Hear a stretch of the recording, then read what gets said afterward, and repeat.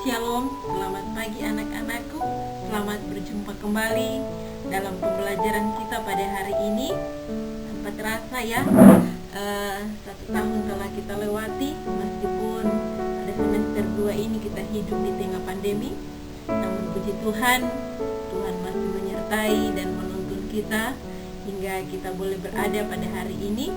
Dan saat ini tidak terasa kalian sudah berada di kelas 12 setelah setahun kalian lewati. Dan pada kelas 12 ini, di pertemuan pertama, maka kita akan belajar tentang hak asasi manusia adalah anugerah Allah. Nah, tema ini adalah awal pembelajaran kita, atau tema pertama di kelas 12 saat ini di semester ganjil. Namun sebelum kita masuk di dalam pembelajaran, kita dahului dengan doa. Untuk itu, mari kita berdoa.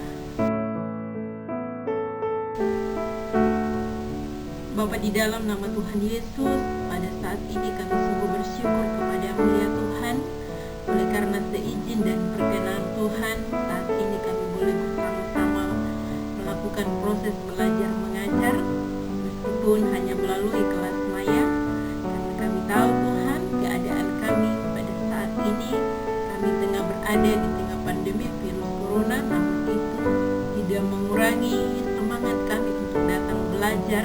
Sebab itu ya Tuhan, saat ini kami hendak memulai pembelajaran kami.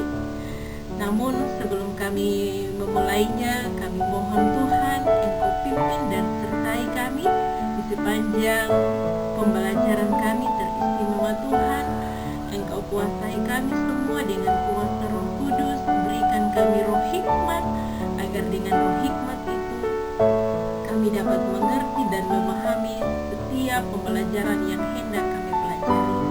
Anak-anak-Mu yang sedang belajar di rumah mereka masing-masing, Tuhan Engkau berkati. Engkau pakai setiap alat yang kami gunakan untuk melangsungkan proses pembelajaran kami. Biarlah proses pembelajaran kami dari awal sampai dengan selesai boleh jadi di dalam nama Tuhan Yesus. Terpujilah nama Tuhan. Amin. Baik anak-anakku, pada hari ini Ibu mau cek kehadiran kalian. Anak-anak, adakah yang tidak hadir hari ini? Ya, puji Tuhan jika kalian semua dapat hadir hari ini. Namun jika hari ini ada yang tidak sempat hadir oleh karena sakit atau dengan alasan apapun, kita berdoa bersama semoga mereka juga Tuhan sertai, Tuhan pimpin bagi yang sakit disembuhkan oleh Tuhan. Ya. Ya, baik anak-anakku, sebagaimana tema kita yang berjudul hak asasi adalah anugerah Allah. Inilah yang akan kita pelajari hari ini di kelas 12 pada pertemuan pertama.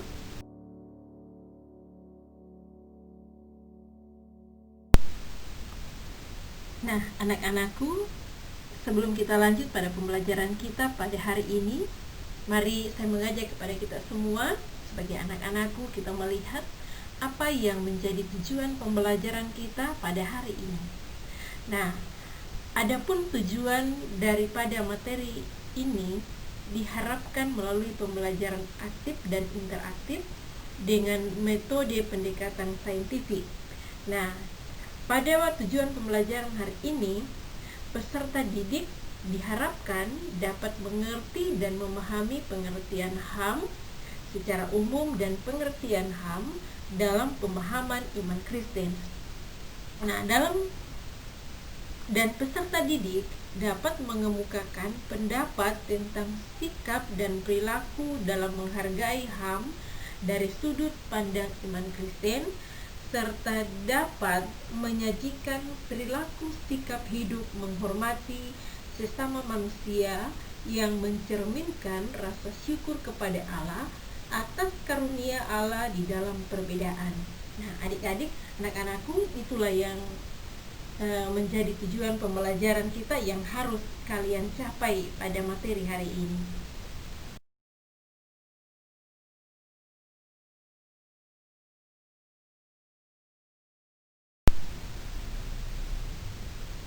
Nah, anak-anakku, setelah kita melihat tema kita hari ini tentang hak asasi manusia adalah anugerah Allah, dan di dalamnya ada tujuan pembelajaran yang harus kita capai atau yang harus kalian capai hari ini.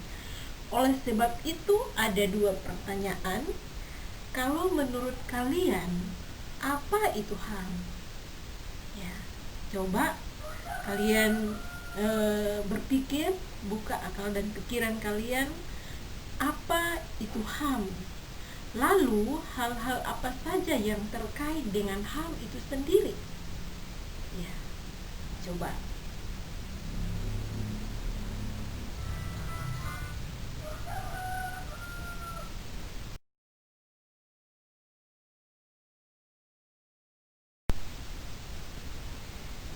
Ya, baik. Semua jawaban yang kalian kemukakan tentang apa itu HAM, iya, ada yang sudah menghampiri kebenaran, ada yang sudah hampir benar.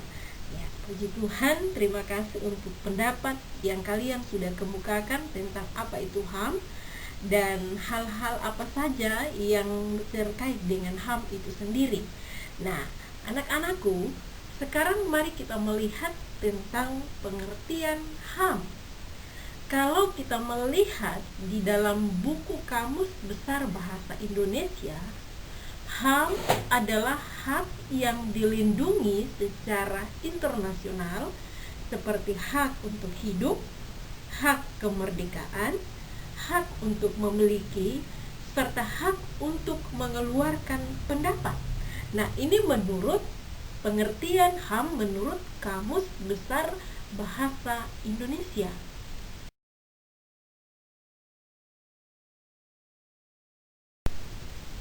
Nah, menurut Undang-Undang Nomor 26 Tahun 1999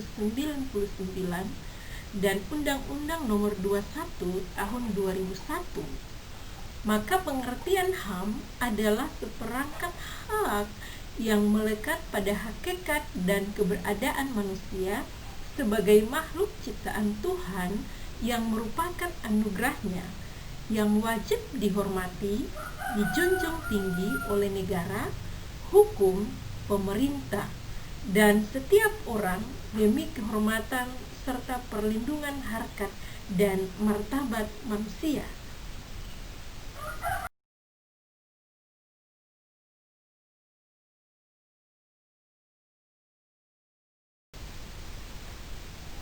Nah, anak-anakku, setelah kita mengetahui apa pengertian HAM menurut Kamus Bahasa Indonesia dan menurut undang-undang, maka sekarang kita mau belajar bagaimana pengertian HAM menurut iman Kristen, atau apa yang dikatakan Alkitab tentang hak asasi manusia.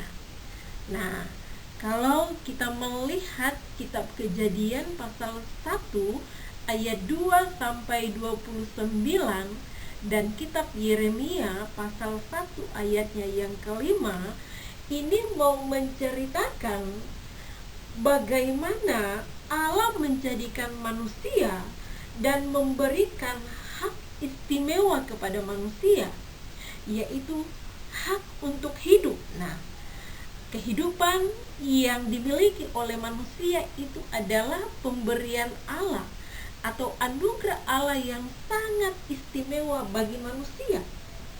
Nah, oleh karena itu, anak-anakku, mari kita melihat secara khusus di dalam kitab Yeremia pasal 1 ayatnya yang kelima.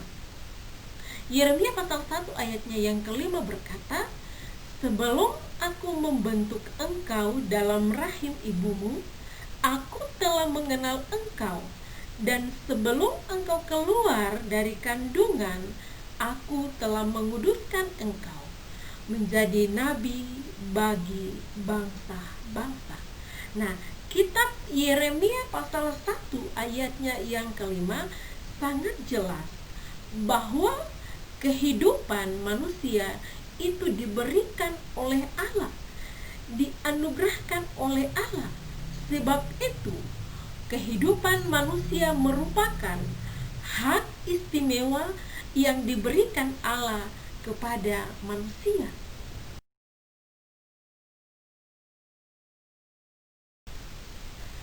Nah, setelah kita mengetahui apa kata Alkitab tentang hak asasi manusia, maka sekarang kita masuk pada hakikat hak asasi manusia menurut iman Kristen.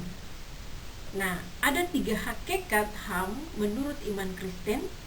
Yang pertama, HAM merupakan hak yang paling hakiki yang melekat pada diri manusia yang diberikan Allah semenjak manusia berada di dalam kandungan. Nah, ini terkait dengan kitab Yeremia pasal 1 ayatnya yang kelima. Kemudian, yang kedua, HAM merupakan kodrat yang ditetapkan Allah pada diri manusia sebagai imago Dei. Nah, tentunya ketika kalian mendengar kata imago Dei, kalian bertanya, apa sih itu imago Dei? Nah, anak-anakku, imago Dei ini berasal dari bahasa Latin yang artinya tiruan. Nah, kalau dalam kitab Perjanjian Lama, secara khusus Kejadian pasal 1 ayatnya yang ke-27, kata ini muncul untuk dilekatkan pada manusia, sehingga imago Dei menurut Kejadian 1 ayat 27 adalah manusia diciptakan menurut gambar dan rupa Allah. Jadi arti imago Dei itu menurut kitab Kejadian 1 ayat 27 adalah manusia diciptakan menurut gambar dan rupa Allah. Nah, selanjutnya hakikat HAM yang ketiga adalah adanya kasus-kasus pelanggaran HAM dalam Alkitab yang merupakan perlawanan kepada ketetapan Allah oleh manusia terhadap sesamanya. Nah, itulah 3 hakikat hak asasi manusia di dalam iman Kristen.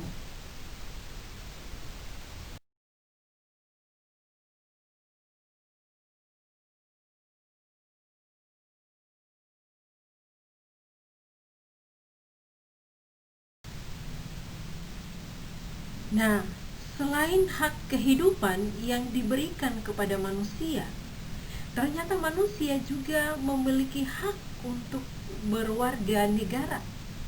Manusia juga memiliki hak untuk berpolitik, dan manusia juga memiliki hak untuk berekonomi.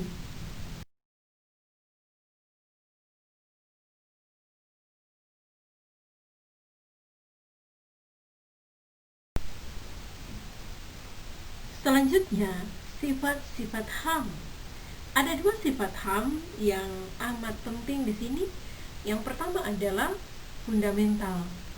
Fundamental di sini yang dimaksud adalah di mana HAM sudah ada di dalam diri manusia semenjak dari dalam kandungan sampai ia mati. Sifat HAM yang kedua adalah universal, di mana HAM berlaku untuk semua orang di seluruh dunia tanpa membedakan agama, ras, jenis kelamin, warna kulit, dan perbedaan lainnya.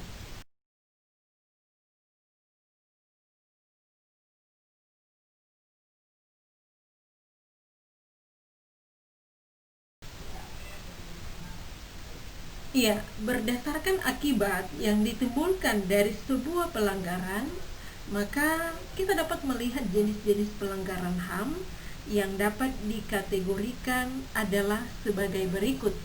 Yang pertama, pelanggaran HAM ringan. Pelanggaran HAM ringan misalnya pelecehan, penghinaan, dan penganiayaan.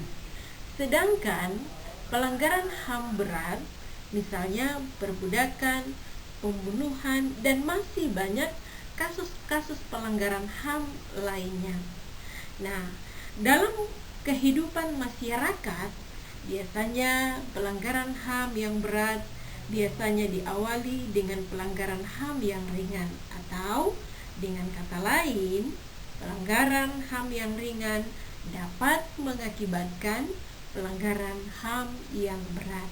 Nah, anak-anakku, seringkali dalam kehidupan sehari-hari kita dapat melihat pelanggaran HAM yang dilakukan oleh manusia kepada manusia lainnya, baik itu pelanggaran HAM yang ringan maupun pelanggaran HAM yang berat.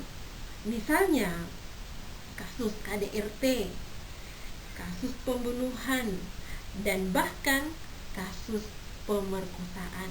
Dan mungkin masih banyak lain kasus-kasus yang sering kita saksikan, baik itu secara nyata maupun kita saksikan melalui layar televisi.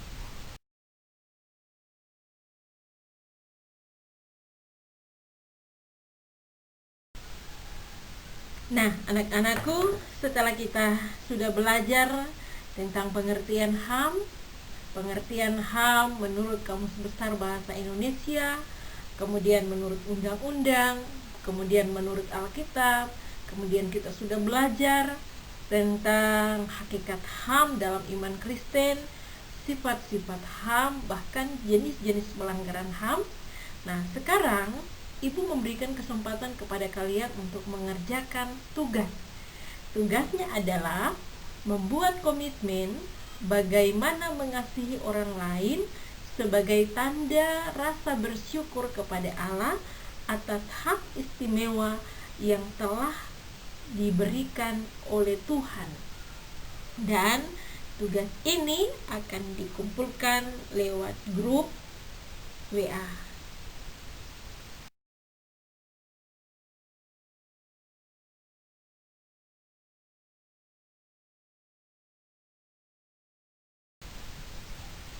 Ya, baik anak-anakku, kita akan mengakhiri proses pembelajaran kita pada pertemuan kali ini.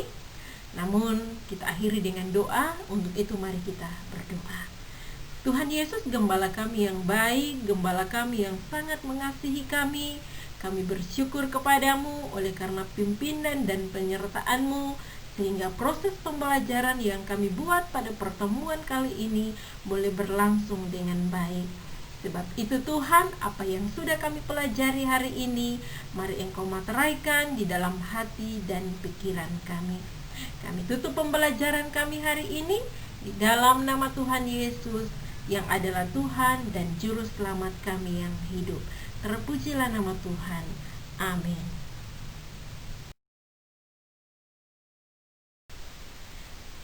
Ya, demikian pembelajaran kita hari ini. Terima kasih, Tuhan Yesus memberkati. Sampai jumpa minggu depan. Immanuel.